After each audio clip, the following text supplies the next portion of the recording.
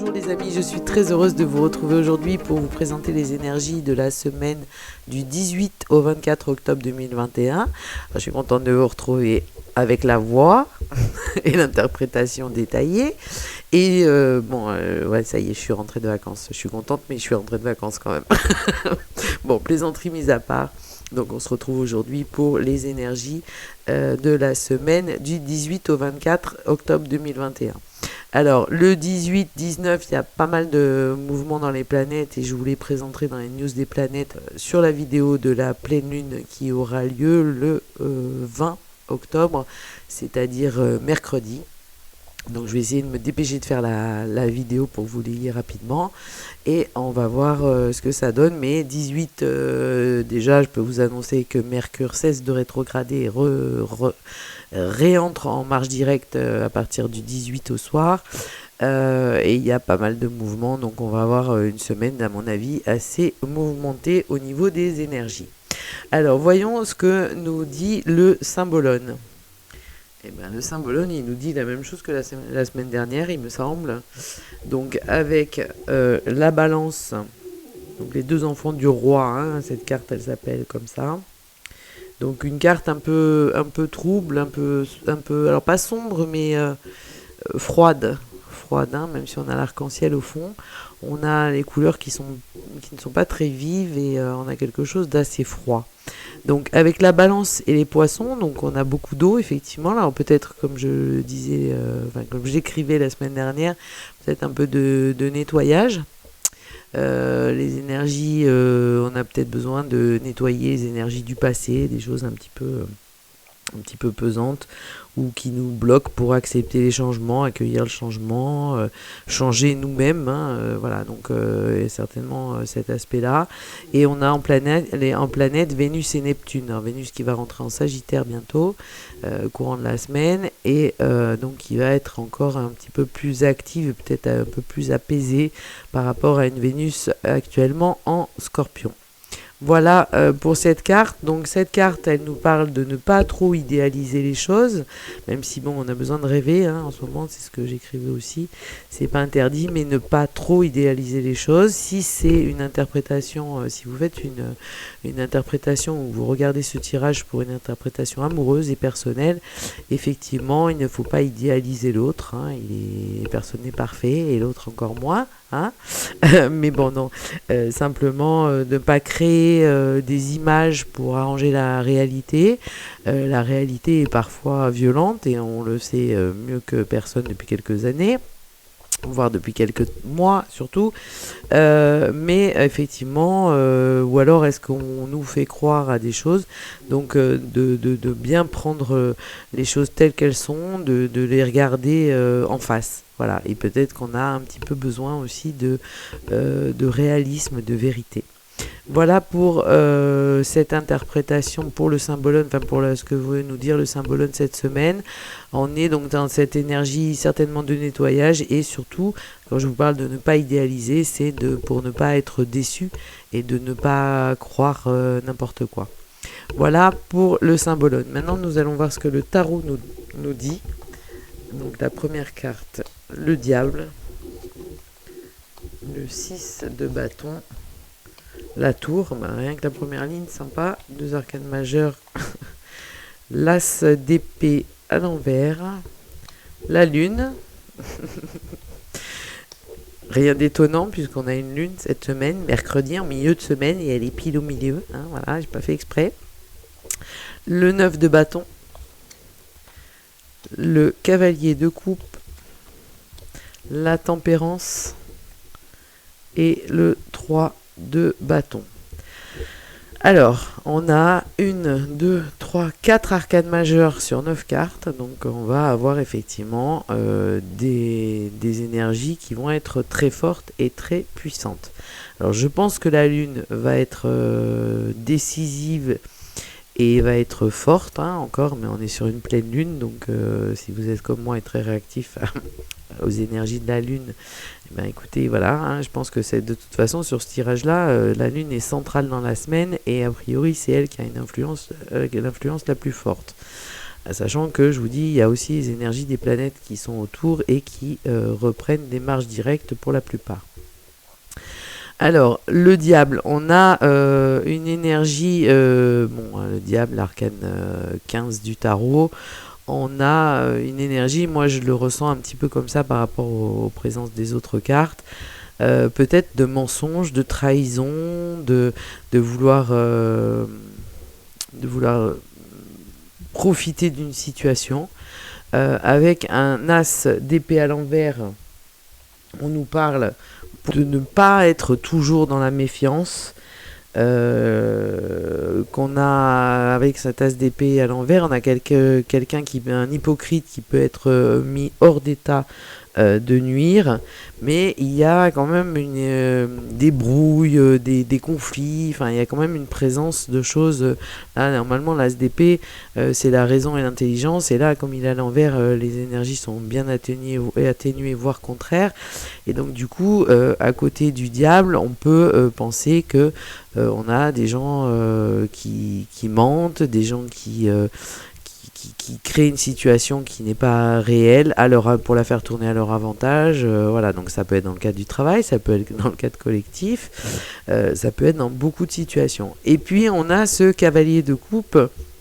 Ce cavalier de coupe qui, lui, est la naïveté, la bienveillance, la gentillesse, voilà, il arrive avec son cœur dans la coupe et il veut des choses très, très douces, très agréables. Hein. Regardez la carte qui est violette et rose. On est dans la douceur, on est aussi peut-être un peu dans la naïveté. Hein. Ça, on peut pas dire le contraire sur une carte comme ça. Mais du coup, on a vraiment sur cette première ligne, cette première colonne, on a des énergies qui sont très contradictoires, mais a priori, et quand je vois qu'il y a la tour et la lune va permettre de faire éclore des changements et peut-être des vérités. Ça fait plusieurs semaines que je le répète, mais a priori, on a quelque chose qui va dans ce sens. Pour la deuxième colonne, donc le milieu de la semaine, le milieu de la semaine on est sur mercredi et on a la lune, donc on a une pleine lune avec tout ce qui est inconscient, tout ce qui est sombre, tout ce qu'on ne veut pas voir qui peut ressortir, hein, donc c'est pour ça qu'on dort moins bien, c'est pour ça que c'est un petit peu compliqué au niveau il y avait des tensions, mais essayez de ne pas rejeter, l'inconscient fait ressortir des choses qui doivent sortir et qui doivent être analysées pour avancer. Donc on a ce 6 de bâton qui parle de célébration, de succès. Alors, est-ce que c'est ce personnage qui représente le diable qui va effectivement être mis hors d'état de nuire et qui, donc, du coup, va permettre de faire vaincre le collectif et provoquer un vrai changement, puisque la tour, hein, c'est l'effondrement. Dans le tarot de Marseille, on a une tour qui s'effondre, mais on a de toute façon un changement fondamental. On a des énergies qui sont très très fortes avec cette tour. Donc cette lune, la pleine lune, je vous renverrai à ma vidéo sur la pleine lune qui devrait être en ligne d'ici demain soir, voire lundi matin ou plus tard, et cette arcane majeure de la tempérance qui nous amène une sérénité, du calme, de la réflexion, une énergie vraiment, je vous montre la carte un peu plus près, voilà, on a un personnage qui est nu, qui est aussi au milieu d'eau, donc il y a certainement nettoyé toutes les énergies négatives et tout ce qu'on a pu penser, donc il y a vraiment quelque chose de stable. On voit ces cailloux qui sont en équilibre, hein, ces étoiles qui la protègent. La tempérance, on a vraiment une carte très très belle, carte 14, hein, donc on a une stabilité, on a de l'harmonie, de l'équilibre, de la bienfaisance, un collectif qui est favorisé, et on a l'atteinte d'une vraie philosophie pratique, cohérente. Voilà, on passe, ça peut représenter aussi un passage vers quelque chose de nouveau, vers un nouveau monde, hein, celui qu'on attend toujours, hein, puisque le monde d'avant, le monde d'après, celui d'après il n'est pas top, hein, donc il va falloir faire quelque chose. Et on enchaîne donc sur les énergies de la fin de la semaine avec la tour. Donc la tour, on voit ce personnage qui est replié sur lui-même. On n'est pas, et on a toujours cette énergie de cercle, hein, et toutes ces formes en courbe qui montrent qu'il y a quelque chose qui se modifie. Donc cette carte, c'est souvent un mouvement subi, hein, on peut s'y attendre, mais souvent le changement est tellement profond que cette carte de la tour provoque et annonce des changements profonds, hein. On est sur un arcane majeur, et donc on a une modification d'état, on est des changements d'orientation professionnelle, mais bon, si on parle au niveau collectif comme je le fais ici, ça peut être des changements au niveau collectif. Une évolution qui est sur la bonne voie, hein, sur tous les points, au niveau émotionnel, au niveau amoureux, au niveau spirituel. Cette carte atténue aussi les effets négatifs des autres cartes, et on a des opportunités nouvelles pour trouver des solutions. Donc peut-être avec ce diable mis hors état de nuire, avec cet as d'épée, une célébration et la célébration d'une victoire, et qui provoque un changement profond, ou des changements profonds. Avec ce 9 d'épée, ce 9 de bâton, pardon, on a vraiment le personnage qui veut aller de l'avant, donc ça peut provoquer aussi encore des conflits, même si le tirage nous dit qu'il faut rester calme et serein, et se fier oui, elle est à côté du cavalier de coupe, à ses émotions et à son cœur, plutôt que à ses réflexions et aux énergies de la lune. Donc voilà, et cette lune risque de mettre hors d'état de nuire un personnage nocif, et qui n'a pas de bienveillance, et qui est contre le collectif.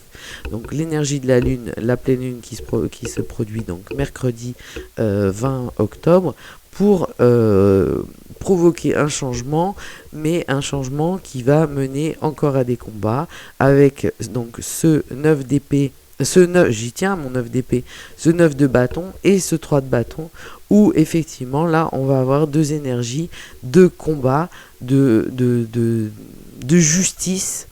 Alors on n'a pas l'équilibre, mais on a la volonté de gagner un combat, hein, puisque ce personnage, vous voyez, elle a déjà combattu, elle est toute pleine de traces sur le visage, et elle est blessée, mais elle veut aller au combat, elle veut vaincre, et ce 3 de bâton nous envoie vers cette énergie. Le 3 de bâton, c'est la force de décision, la chance pour des résultats qui ne peuvent être que positifs, hein, puisque on a vraiment une action qui est réfléchie, des idées créatives, le désir d'entreprendre dans la croissance, une attente, une harmonie dans les relations affectives et dans les sentiments, une très bonne entente dans les relations professionnelles. Donc cette carte nous parle vraiment une action, alors certainement collective ou individuelle, mais enfin de toute façon individuelle, quelqu'un tout seul ne pourra pas agir de manière complète, mais on a vraiment la fin d'un combat. Le 9, on est bientôt à la fin d'un cycle, hein, donc peut-être que cette fin de combat va nous amener vers quelque chose de sain, les succès et la réussite, hein, parce qu'on voit qu'on est vainqueur, et une action créative qui est pleine de réussite, et qui nous mène vers des choses très agréables. Donc pour synthétiser un peu ce tirage, une influence de la pleine lune qui, à mon avis, va être très très importante. Alors peut-être que ça va être compliqué à supporter, mais maintenant vous savez, donc vous pouvez anticiper. Maîtrisez vos énergies, gardez vos émotions ou les gérer, hein, parce que garder ses émotions, je ne suis jamais pour garder ses émotions, mais au moins gérer et savoir que la pleine lune agit à tel moment.